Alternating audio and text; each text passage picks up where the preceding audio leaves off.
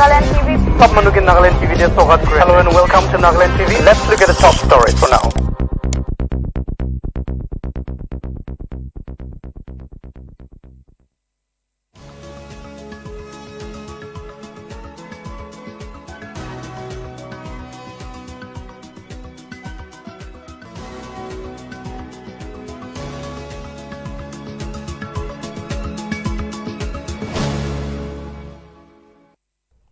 Hello viewers, welcome to Nltv News Now. Let's start with the headlines first.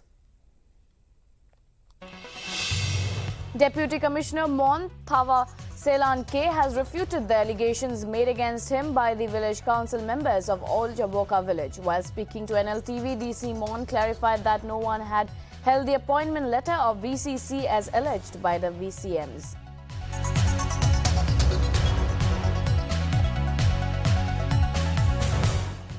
Nagaland State Commission for Women, in collaboration with Nagaland State Social Welfare Board, State Resource Center for Women and the Department of Social Welfare, will be observing the International Day for Elimination of Violence Against Women. Third Nagaland Film Festival is set to be held at the Capital Convention Center, Kohima, from 3rd to 5th of December.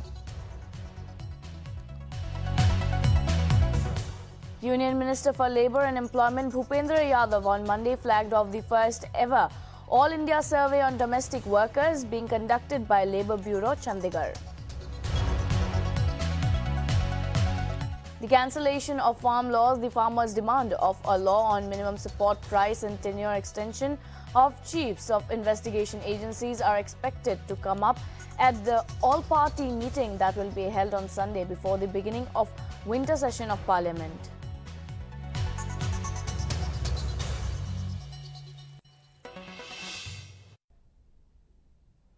And now the news in detail. Deputy Commissioner Mon has refuted the allegations made against him by the village council members of Old Jaboka village.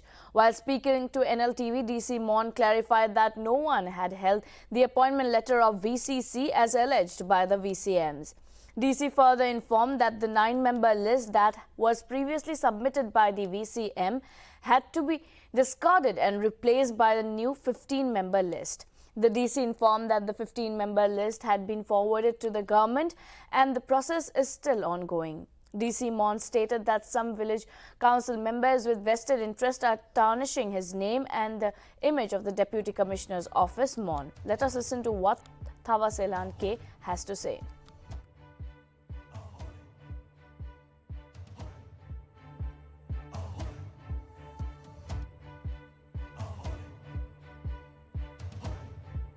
So thank you again. So I would like to ask you one thing here.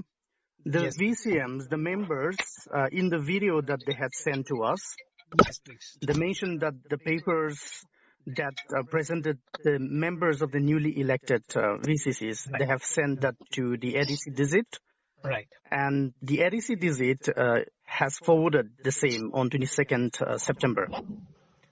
But in this video, they have alleged that the papers have been held at the DC office. So what would you like to say on that, sir? Right. So as far as Old Jaboka is concerned, we had first received a list from ADC Tizit, which was submitted by the Old Jaboka village, the head GB and the ARC. Yes. Once it was submitted, we had forwarded it to the government, and the government had approved it on 23rd of July.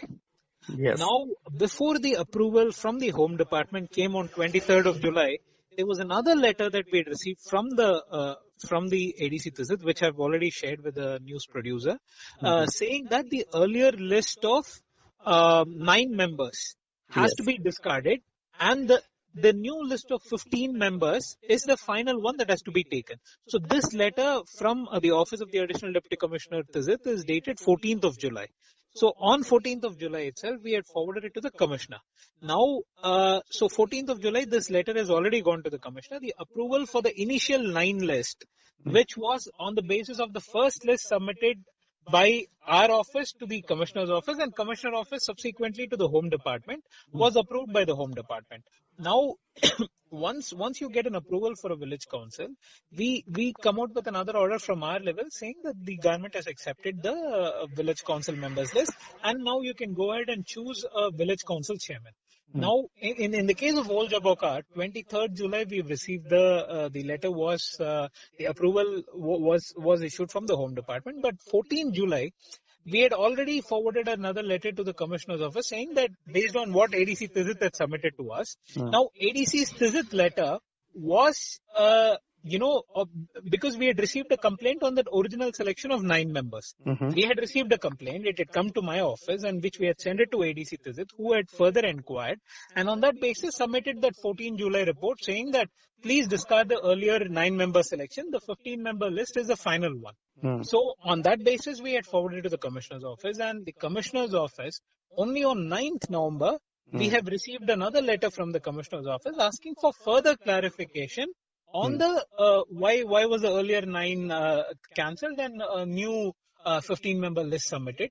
So now we are processing that letter. We've sought for additional information from the ADC office, and once he gives it to us, we'll further forward it to the government. So as the Old Jaboka Village Council is alleging, nobody has held back the appointment order or anything of that sort, because 2 lists have been given, and the final list that is being given by ADC Tizit is still under process in the Commissioner's office. We cannot act on the basis of the original approval given for the 9 members. Because after that, there is a new list which is being forwarded to the government, and the government is currently considering it. So which is why that earlier order has been put on hold, and this new list of 15 members is being processed. So this is what has happened, because we have 140 other villages. We don't have any such issues in another village. Why would we act against a particular village? So it's just a procedural issue. So it looks like some vested interest within Old Jaboka is trying to put pressure on the government by going to the media without providing the complete facts. Okay, sir. So there's another thing that I would like to confirm with you also. Please. So the VCMs, they have also claimed that there is only one party, whereas in the allegations that they have made against the Deputy Commissioner Mon District Office, they have said that the DC Mon Office claims that there are 2 parties. So could you clarify on that? Provide the documents with regards to the complaint that we had received and the documents that the ADC Tizit has given. So now, if ADC Tizit has forwarded me another list that says 15 members is the final list, the earlier list is to be discarded. If they were saying, if what they were claiming is true, why would ADC Tizit forwarded another list of 15 members? I think a couple of members are common in both the lists, but the remaining members are different. If what they claim is true, why would ADC Tizit send us 2 letters, which we've already shared with you? We'll again share it with you in case we've already shared it with Mr. Mirganka, the news producer. So that document is with him. So how can it be true when there are two lists from the ADC Tizit's office where he's explicitly saying that the 9-member list is not correct, this 15-member list is final.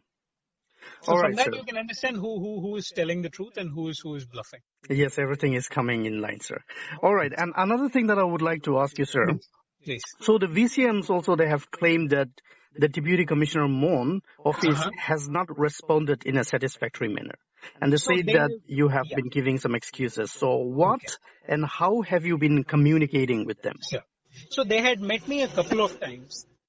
We had furnished them all the documents. We have explained to them saying that ADC Tizit has submitted another list, which we have now forwarded to the government. We have given them photocopies of the correspondences between Commissioner's office and ADC Tizit and my office. Everything has been given to them. Now, if someone wants to sort of, lie saying that nothing has been given to them, that is not appropriate. They have met me. We have explained it to them multiple times. They understand the problem, but then they realize that, I mean, they assume that, if we go to the media with an unsubstantiated allegation, the government will be forced to abandon due process. So when they had met me, we had clearly explained. This is the reason why we had received a complaint, which we had sent it to Commissioner ADC Tizit's office. ADC Tizit has submitted another list saying that this 15 is final, that original 9 is to be discarded, a copy of which has also been given to them. and a copy of the correspondence that we have with the Commissioner's office was also given to them, and the final letter that we received from Commissioner's office on 9th November has also been given to them. Then they came and met me recently last week as well. Well, sir, then in that case, since everything is officially and systematically done from your part, Right. so what are the further things that needs to be done to sort out the situation that is surfacing right now? Sure. So we've received a letter from the Commissioner's office asking for further clarification as to why there was why was the earlier list discarded and the new list was given. So we wrote back again to the ADC Tizit's office to give a complete detailed report on this. And once we receive it, we will forward it again to the Commissioner's office, and the Commissioner's office will process it further, and the approval. Union Minister of State for Fisheries, Animal Husbandry and Dairy, L. Murugan, on Monday announced to extend Kishan Credit Card scheme to fishermen to provide them loans at low interest rates. Murugan, while addressing a fishermen convention at Munambam in Kochi, stated that central government has created a separate department for fisheries and has set apart rupees 20,000 crore for the Atmanirbhar Bharat campaign. Furthermore, the government has earmarked rupees 7.5 crores to set up integrated fishermen villages and schools with healthcare facilities.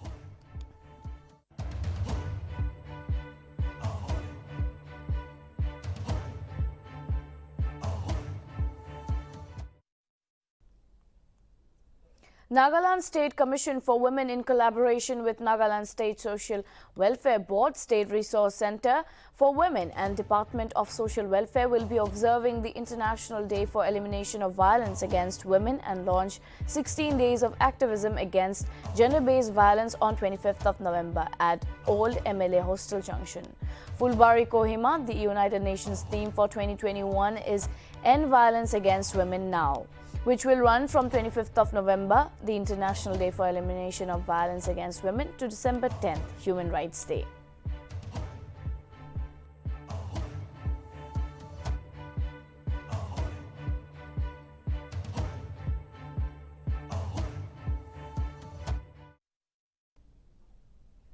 The Semenyu District Demand organizes Walkathon on Tuesday for the cause of Semenyu District Demand. The Semenyu is a subdivision in the Kohima district of Nagaland, and it has been demanding for a separate district for more than 73 years, starting from the year 1948. Moreover, the walkathon started at 3 a.m. and will end at 6 p.m. today. The 73 participants will cover a distance of 58 kilometers from Semenyu to Naga Salted Park, Kohima.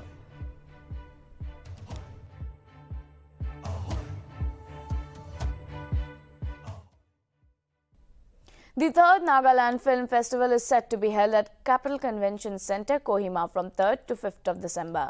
Screening of national award-winning films like An Engineered Dream, directed by Hemant Gabha, Crossing Bridges by Sange Dorji Tongdok, Luda by Pradeep Kurba will be done during the festival. Film Ang, director by Teja Rio, will be the opening film, and Shemkor, directed by Aimi Borwa, will be the closing film. Along with the film festival, there will be a master classes and workshops on digital photography and screenwriting.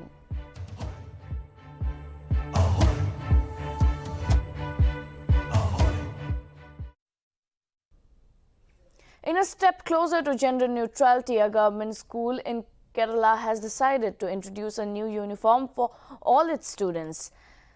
The government school of lower primary near Perumbavara in Ernakulam district has introduced a new uniform, 3/4 shorts and shirt, which will be worn by all students. The school, which was a strength of 754 students, had taken the decision on a new dress code. In 2018, initially it was introduced in the lower primary section of the school, but was extended to all students when the facility reopened post-lockdown. Vivek V, the current president of the PTA, said that they want all students to have the same level of freedom. General Education Minister V. Sikankuti welcomed the decision and said that the government will encourage gender-inclusive activities.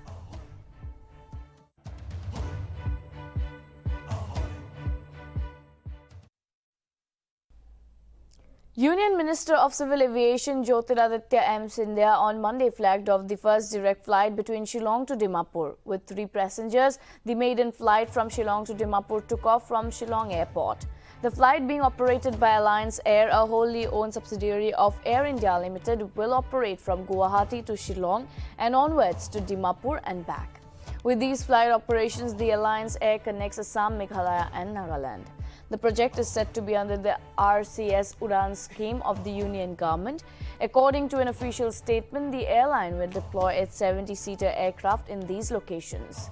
The flight will operate 4 days a week, such as on Monday, Wednesday, Friday and Saturday.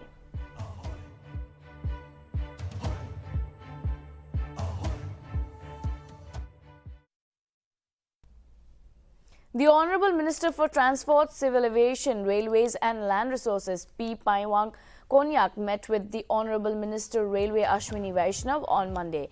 In the meeting, Minister Paiwang requested to revert back Nagaland Express train to Dimapur station from Lido station in Assam. The minister has tweeted in his official Twitter account saying that he is impressed that Minister Ashwini was very familiar with Nagaland.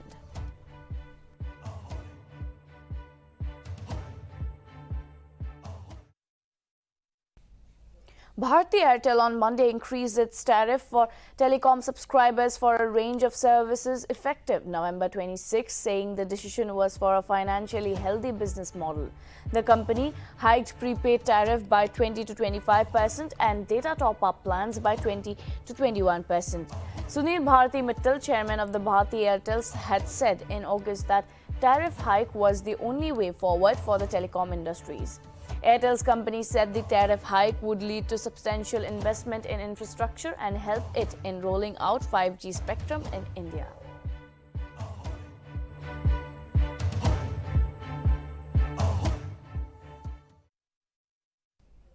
Germany's Health Minister Jens Spahn on Monday said that the most Germans will be either vaccinated, cured or dead. Due to COVID-19, by the end of winter, he stated that the COVID Delta variant has made the situation in Germany more dangerous than ever. It is to be noted that 68% of the population has been fully vaccinated, while there has been reports of over 30,000 new COVID cases in the last 24 hours in Germany.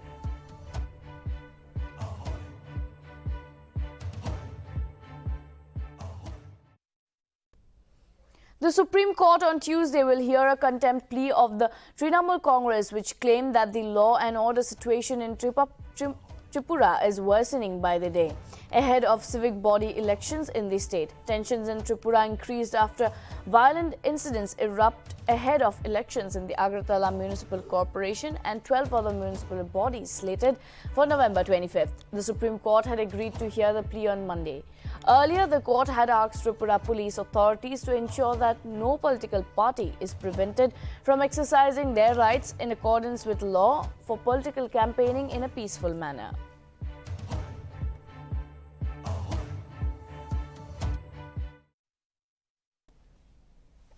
Health Minister Mansukh Mandavya held a virtual meeting on Monday to assess the progress of COVID-19 vaccination in Puducherry, Nagaland, Meghalaya and Manipur. The Union Health Minister reiterated that by saying that vaccination is the most effective weapon in the fight against COVID-19 pandemic, urged the states and the Union territories to engage all stakeholders including NGOs, organizations, faith-based organizations, religious leaders, community leaders, and influencers along with their partners to innovate ways to motivate and mobilize all eligible people to get full COVID vaccination. Mandavya recommended states to develop specific district-by-district micro-plans to deploy a suitable number of teams and monitor the low-performing districts' daily progress on a regular basis.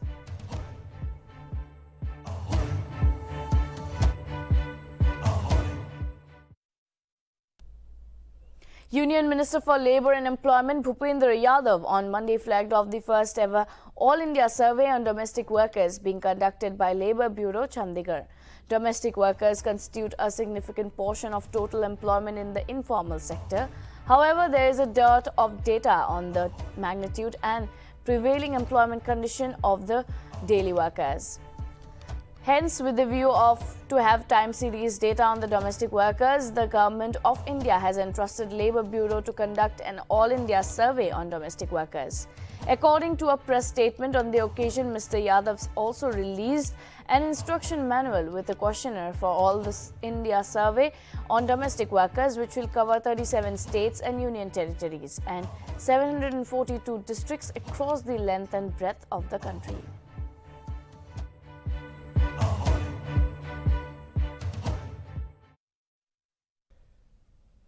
As many as 18 villages of Andhra Pradesh's Chittor district have been put on alert after Rayala Pond's water reached a warning level and started leaking following incessant rain in several districts.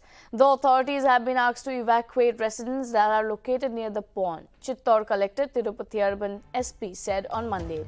Officials asked the villagers to immediately evacuate their houses and live in a relief camp set up by the government at the Tirupati. Meanwhile, NDRF and SDRF teams have been called in for rescue operations if needed any. Over 20,000 people have been evacuated and shifted to relief camps after the heavy rains wreaked havoc in the southern state of Andhra Pradesh's districts of Chittor, Kadapa, Nellore and Anantapur.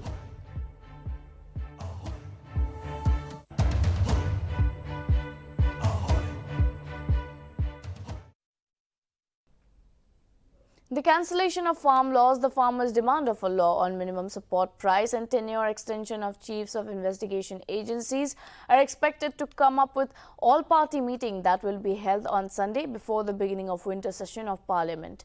The meeting is to be attended by Prime Minister Narendra Modi and will be held at 11 a.m. on November 28th. The same evening, the BJP will hold its parliamentary executive meeting. The NDA floor leaders are expected to meet around 3 p.m. These meetings will also be attended by PM Modi, sources said. The big move in the winter session will be withdrawal of the farm laws, for which the cabinet is expected to clear a bill on Wednesday.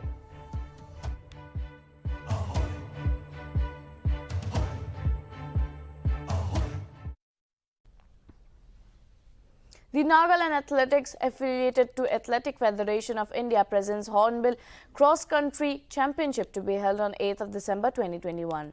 The championship includes senior 10 kilometers from both men and women under 20, 8 kilometers for men and 6 kilometers for women under 18, 6 kilometers for boys and 4 kilometers for girls under 16, 2 kilometers for both boys and girls. The winners will be awarded with cash prize.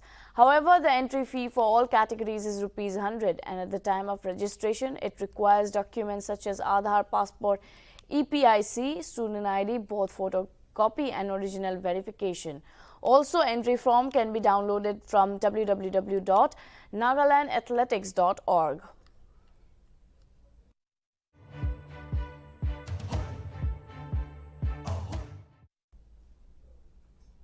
Well, that is all for now. This is Gargi Deka signing off. Keep watching Nagaland TV.